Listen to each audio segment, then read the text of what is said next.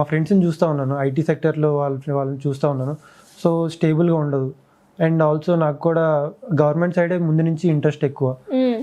ఒకవేళ ఐటీలో ఎంతమంది ఎంత పని చేస్తున్నా సరే వాళ్ళకి గవర్నమెంట్ సైడే ఫైనల్లీ రావాలని ఉంటుంది.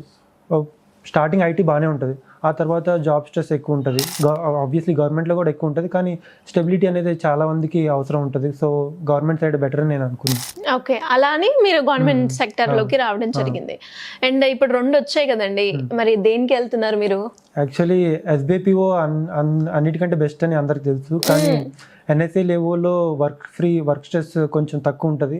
సో పే స్కేల్ కూడా అప్రాక్సిమేట్లీ సేమ్ ఉంటుంది కాబట్టి ఎన్ఎస్ఏకి వెళ్దాం అనుకుంటున్నాను. ఓకే, ఇన్సూరెన్స్ మరి ఇన్సూరెన్స్ పే స్కేల్ ఎంత ఉంటుంది యావరేజ్ గా? పే స్కేల్ నాకు తెలిసినంత వరకు అయితే 75 to 80 ఆన్ అన్ యావరేజ్. ఇంకా సిటీ బై సిటీ అది వేరీ అవుతూ ఉంటుంది. ఓకే, అండ్ టైం ఫ్లెక్సిబిలిటీ కూడా చాలా మనకి కన్వీనియంట్ గా ఉంటుంది. టైం ఫ్లెక్సిబిలిటీ కూడా బాగుంటుంది. యాక్చువల్లీ ఎన్ఎస్సిఎల్లో ఎట్లా అంటే 10 to 5 మ్యాక్స్ ఉంటుంది. మా మేబీ వర్కింగ్ ఎక్కువ ఉంటే 6 వరకు ఎక్స్టెండ్ అవుతుంది. ఓకే, మరి మనం స్టడీస్ పరంగా వస్తే శ్రీధర్ సిసిని అప్రోచ్ అవ్వాలి అన్న ఆలోచన ఎందుకు వచ్చింది? యాక్చువల్గా నేను ఉండేది విజయవాడలోనే. సో నేను మా ఎల్డర్ సిస్టర్, తనకి ఇప్పుడు అప్రాక్సిమేట్లీ 30 years అనుకుంటా.